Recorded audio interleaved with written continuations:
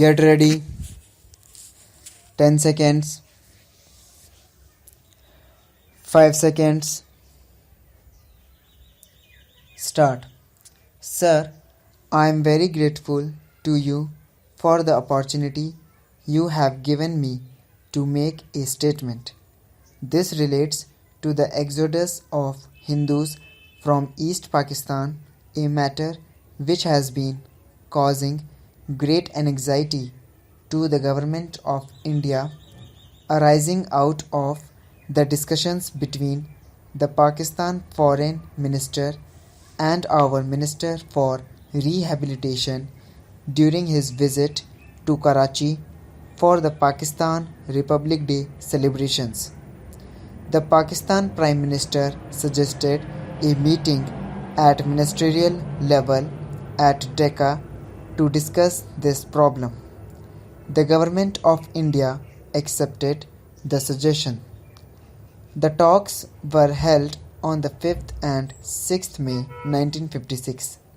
The Indian delegation, led by the Minister for Law and Minority Affairs, comprised, among others, the Minister for Rehabilitation, the Deputy Minister for External Affairs, the Indian High Commissioner in Pakistan, and the Minister for Labour, West Bengal Government. The Pakistan delegation, which was led by their Foreign Minister, included, among others, their Minister for Minority Affairs, the Chief Minister of East Pakistan, and their High Commissioner in India. There was one-rank exchange of views between the two delegations on the causes of migration and possible remedies for checking it.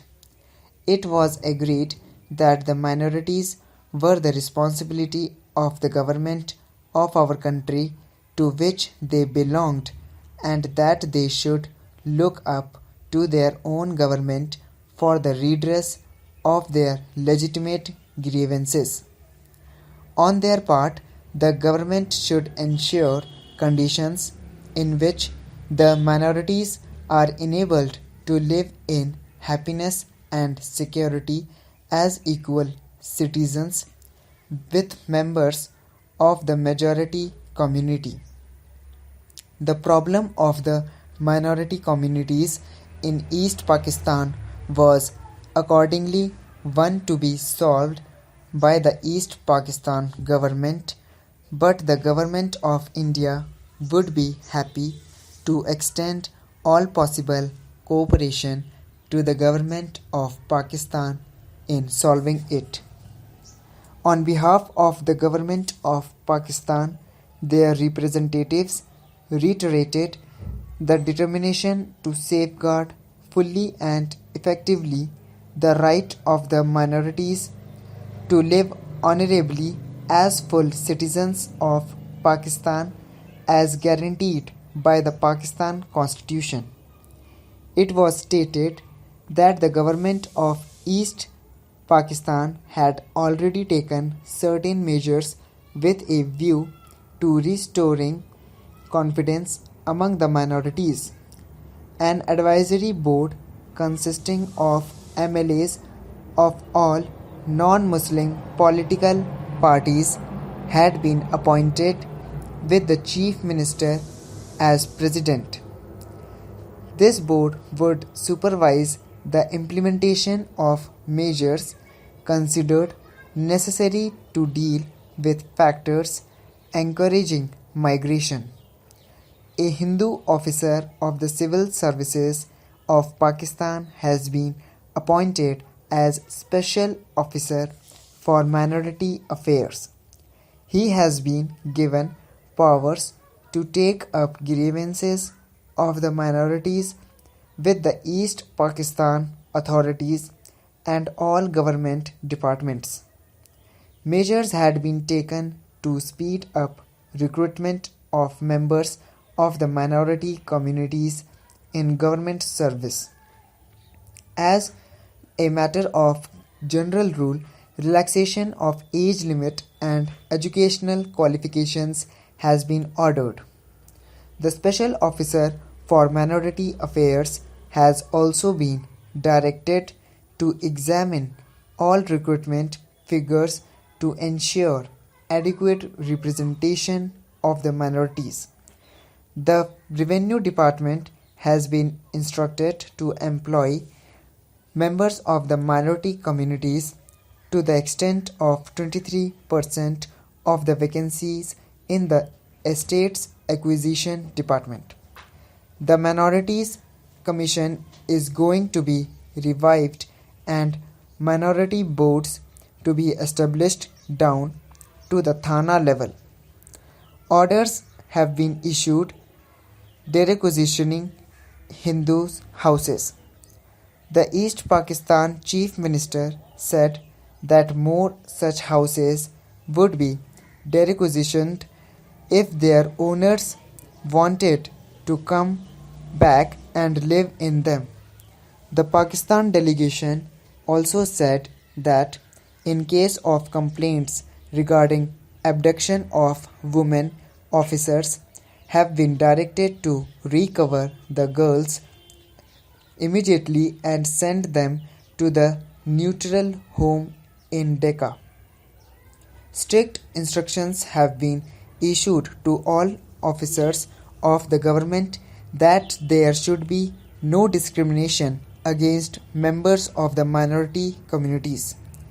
The Pakistan delegation was of the view that these steps should ensure security and restore confidence among the minority communities and that there should be no further cause for migration provided the Government of India cooperated. It was suggested that the Government of India should stop issuing migration certificates, in other words, seal the border. The Indian delegation was of the view that this could not be done since the Prime Minister's agreement of 1950 assured freedom of movement and protection in transit to migrants. The Pakistan delegation also expressed the opinion that one of the causes encouraging migration was the comparative ease with which a migration certificate could be obtained. There was also the attraction of the rehabilitation benefits promised by India to migrants.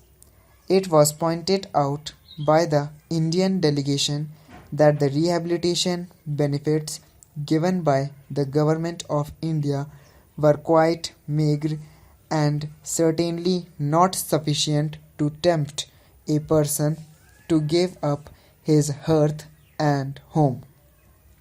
The Indian delegation also explained that migration certificates were issued after proper migration examination.